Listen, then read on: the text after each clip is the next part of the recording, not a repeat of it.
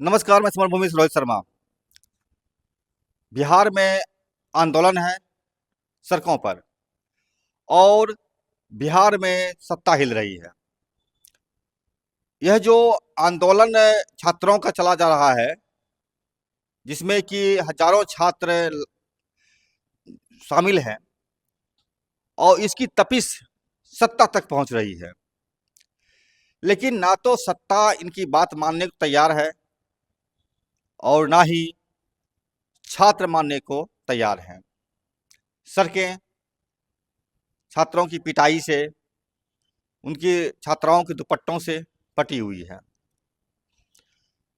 पप्पू यादव और प्रशांत किशोर, इन दोनों का अपना अपना आंदोलन करने का, समर्थन देने का तरीका है। पप्पू यादव जहां सड़कों पर छात्रों के लिए लड़ रहे हैं, ट्रेन रोक रहे हैं, वहीं प्रशांत किशोर गांधी मैदान में धरना बैठे हुए हैं।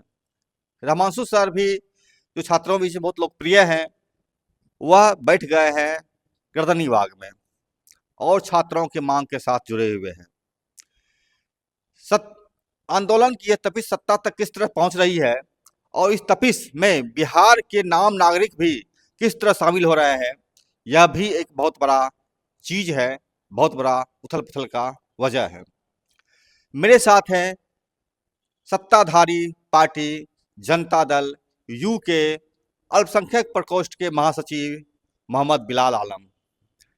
हम जानेंगे बिलाल आलम से क्या देख पा रहे हैं छात्रों के इस तपिश को, क्या महसूस कर पा रहे हैं सत्ता में उथल पुथल का। बिलाल सर, आपका बहुत बहुत स्वागत है समरभूमि में। जी धन्यवाद। सर, आप बिहार में हैं, पटना में हैं और युवा है, छात्रों का आंदोलन चल रहा है। इस आंदोलन में सत्ता की पर तपिश किस तरह आप महसूस कर पा रहे हैं एक पार्टी के तौर पर। देखिए, सबसे बड़ी जिम्मेदारी है कि हम एक भारत के नागरिक हैं और हमारा भारत जो है वो धर्मनिरपेक्ष है और सभी लोगों में समानता रखता है और इंसाफ करता है। तो यहाँ पर जो बीपीएससी छात्रों पे जो भी अत्याचार हुआ है, जो भी हर एक मीडिया में दिखाया गया, पूरे बिहार की जनता देख रही है, पूरे देश की जनता देखा कि पटना पुलिस ने जो व्यवहार किया वो वाकई गलत व्यवहार किया है। और इस पर पटना पुलिस को या पूरे बिहार पुलिस को इस पे माफ़ी मांगनी चाहिए। जो भी छात्र हैं वो अपनी मेहनत से, लगन से अपना एग्ज़ाम देते हैं और अगर इस तरह से पेपर लीक का जो मामला होता है बार बार, तो इस पे कहीं ना कहीं से आधिकारिक तौर पे मिस्टेक हो रहा है।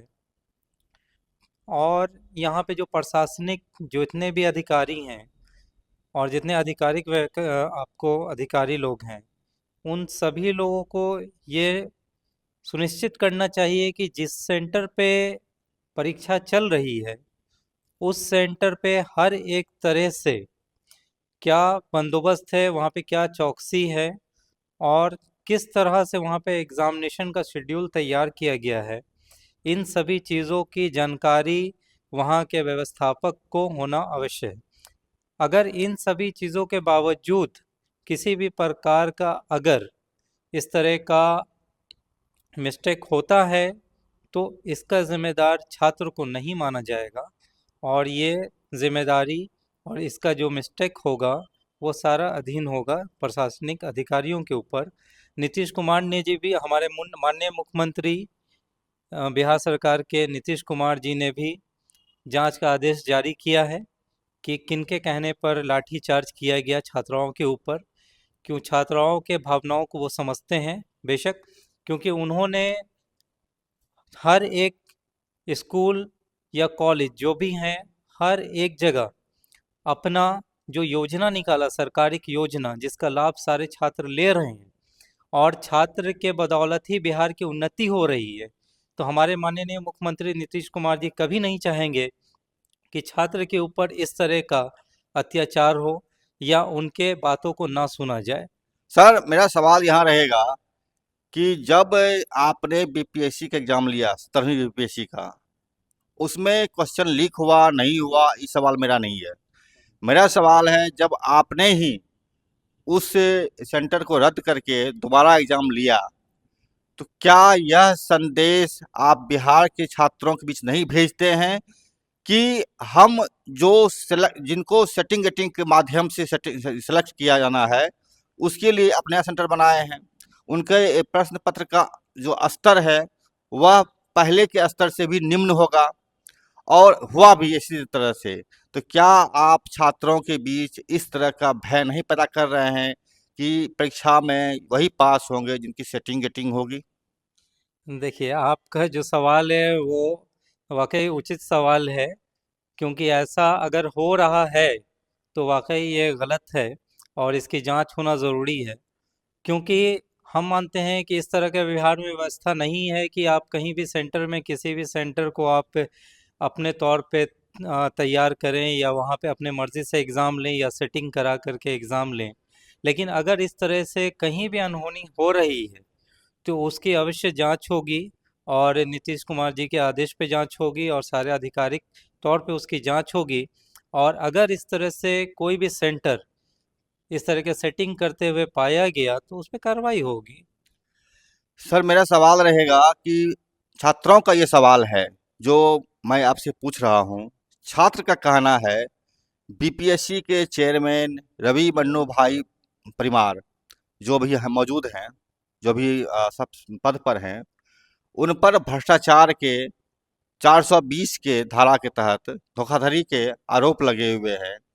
क्या बिहार में स्वच्छ छवि के अधिकारी नहीं हैं जो आप एक भ्रष्ट जालसाज व्यक्ति को बीपीएससी के चेयरमैन बनाए हुए हैं? देखिए, इस तरह का जो सवाल है वो सवाल आपको कहीं ना कहीं बिना सबूत और प्रमाण के हम लोग आरोप नहीं लगा सकते हैं। ये विजिलेंस का आरोप है। विजिलेंस का आरोप है तो जब तक वो साबित नहीं हो जाएगा, जब तक उसके ऊपर कुछ कार्रवाई नहीं होगी। और जब ये साबित हो जाएगा तो बेशक उसके ऊपर कार्रवाई होगी।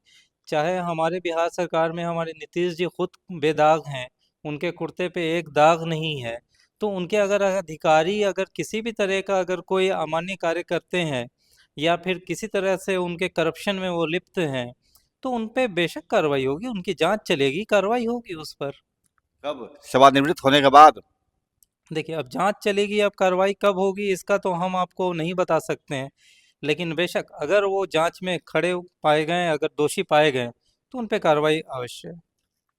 सवाल रहेगा, अभी जो बीपीएससी के छात्र हैं, वो आंदोलन पर हैं लगातार, और दो राजनेता, एक पप्पू यादव, दूसरा प्रशांत किशोर, दोनों अलग अलग तरीके से छात्रों को समर्थन दे रहे हैं।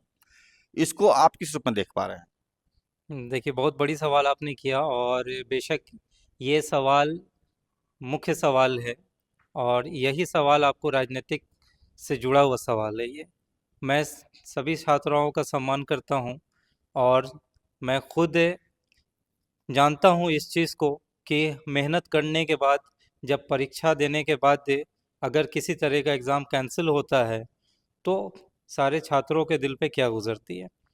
तो यहाँ पे जो राजनीतिक के मुद्दा बन रहा है, ये एग्ज़ाम बीपीएससी का एग्ज़ाम, तो इसमें चाहे पप्पू यादव हों या जन स्वराज के आपके प्रशांत किशोर साहब हों, ठीक है, वो किसी न किसी तरीके से बिहार के छात्रों को समर्थन दे करके उनको ये समझाने की कोशिश करनी चाहिए कि भाई आपके हक में हम हैं, और आप पे किसी भी तरह का किसी भी प्रकार का विरोध नहीं करें, विरोध प्रदर्शन नहीं करें। ठीक है, आप अपनी बातों को रखें जो भी बात है, लेकिन यहाँ पे अगर किसी भी प्रकार का भड़काऊ बयान देंगे या आप किसी भी प्रकार का सरकार के खिलाफ विरोधी अगर भाषा अगर ये उपयोग करेंगे, तो उसमें कार्रवाई तो उनके ऊपर सुनिश्चित है। ये छात्र आंदोलन का तपिश सत्ता को किस तरह हिला रहा है?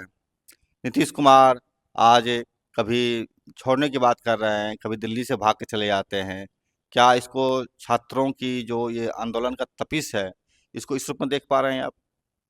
नहीं, देखिए, ये जो आपका सवाल है ये उतना खड़ा नहीं है। छात्रों से ये दिल्ली का मैटर जुड़ा हुआ नहीं है।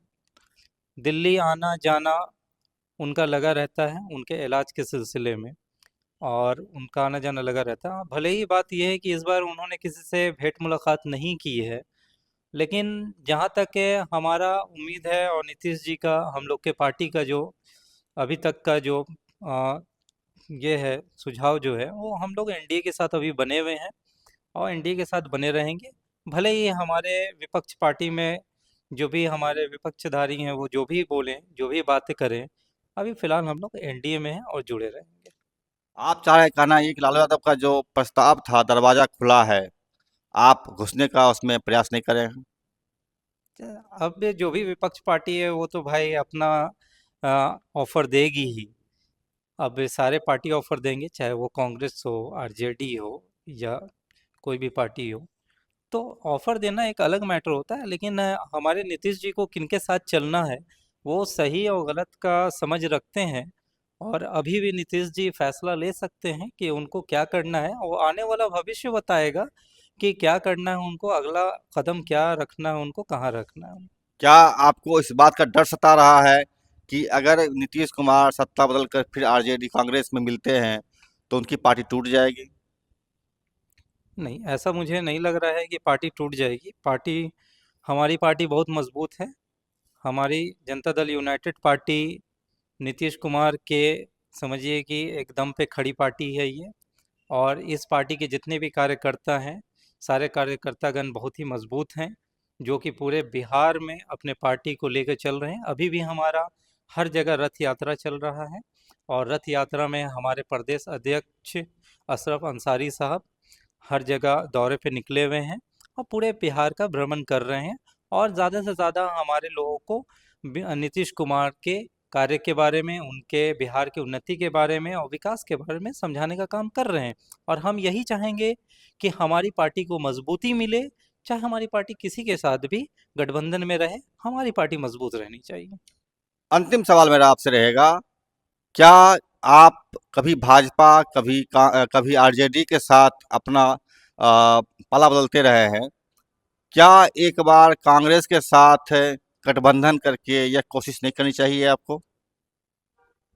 देखिए, पाला बदलना जो आपने शब्द किया है, वो भले ही हमको थोड़ा तकलीफ हुआ इस बात को, लेकिन इस शब्द का अर्थ ये निकलता है हमारे नज़र में कि जिस इंसान को अगर जहाँ बेहतर लगता है, जिस रास्ते से बेहतर लगता है, उस रास्ते पे चलता है। अगर हमारे माननीय मुख्यमंत्री को लगता है कि वो लालू प्रसाद के साथ जुड़कर या कांग्रेस के साथ जुड़कर बिहार की तरक्की कर सकते हैं, तो वो बेशक जुड़ेंगे। ठीक है। और आने वाला जो भविष्य है वो बेशक बताएगा कि क्या होना है और क्या नहीं होना है, क्योंकि हम लोग की जो पार्टी है वो बिहार के विकास के लिए पार्टी है, और हम लोग की पार्टी किसी भी प्रकार से ना तो किसी भी धर्म से भेदभाव रखती है, ना तो किसी जातीय भेदभाव रखती है।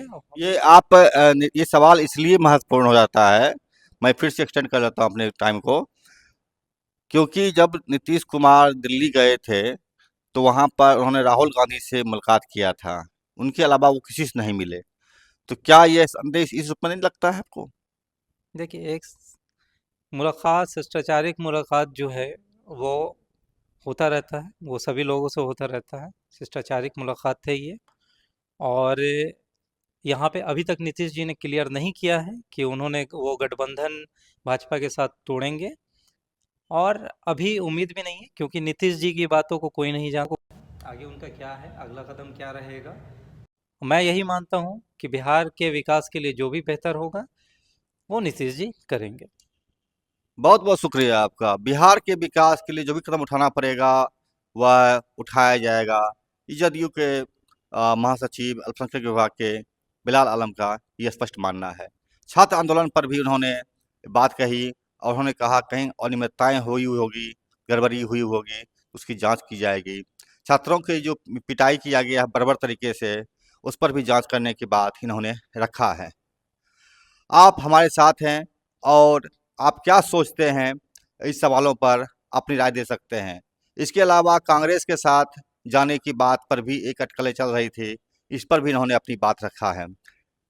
नमस्कार, मैं समरभूमि से रोहित शर्मा। मैं चैनल को देखिए, लाइक कीजिए, सब्सक्राइब कीजिए, शेयर कीजिए और हमसे जुड़े रहिए।